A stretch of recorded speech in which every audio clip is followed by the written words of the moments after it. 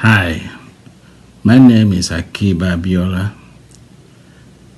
I would like to indulge your audience for a minute or so to weigh in on the current controversies about His Excellency Asiwaju Bola Ahmed Tinubu. I can tell you categorically that all the talks about Asiwaju involvement in drugs and money laundering in the US are pure nonsense. There is no iota of truth to any of them. How do I know? I was the one who facilitated Asiwaju's asylum visa with the State Department in 1994. I was working for a U.S. intelligence agency in Washington, D.C. at the time. I was also a special agent for the FBI. In fact, I assisted the Bureau in establishing its offices in Nigeria. Due to my position at the time, I helped several Nigerians who fled Nigeria due to the political crisis and came to the US.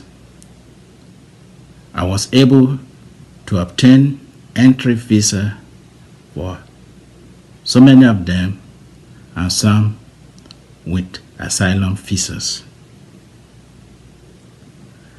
That was a very dark period in the history of our country.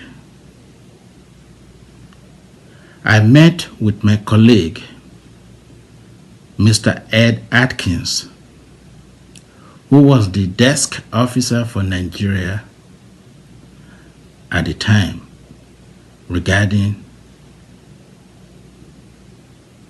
His Excellency Bola Ahmed Tinubu's case. Mr. Atkins dictated a letter to me and asked me to put that letter on our organization's letterhead. Our organization at the time was Nigerian-Democratic Movement, in which I was one of the founding members. He directed me to fax the letter to the U.S. ambassador in UK and then send a copy to Asiwaju himself. Right there in my presence, Mr. Atkins picked up the phone and called the U.S. ambassador in UK and made an appointment for Asiwaju for 9 a.m. the following day. He told me to call Mr. Asiwaju and tell him about his appointment with the ambassador. When I got home, I tried to call Asiwaju. I was told he was in a NADECO meeting, and that meeting went on until about 3 a.m. UK time when I finally got hold of him. I told him about the appointment and I sent him a copy of the letter by fax. That was how dedicated Asiwaju was to democracy as one of the leaders of NADECO. Most of them that were in London at that time will have meetings almost every night till late hours. The same thing with those of us in the US. There was no information of any kind in Asiwaju's file with the State Department about drugs or money laundering. No warrant has ever been issued against Asiwaju. He has never been arrested for drugs or money laundering. He has never been charged.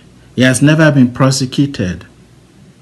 He has never been convicted for drugs and money laundering in the US or anywhere in the world for that matter. US will not give an asylum visa to anyone who has or has had drug or money laundering charges against them. I have known Asiwaju personally for almost 40 years. We were both with Chief MKO Abiola in Jos in 1993 when I came back to Nigeria with Chief MKO Abiola to fight for his mandate. SDP had a convention in Jos, and during that convention I was there together with Asiwaju and many other progressives who were committed to democracies that every one of you are enjoying today. Every information that I'm giving in this video can be verified with the US State Department, with the US Embassy in UK. And I'm willing to make this statement under oath. Thank you very much.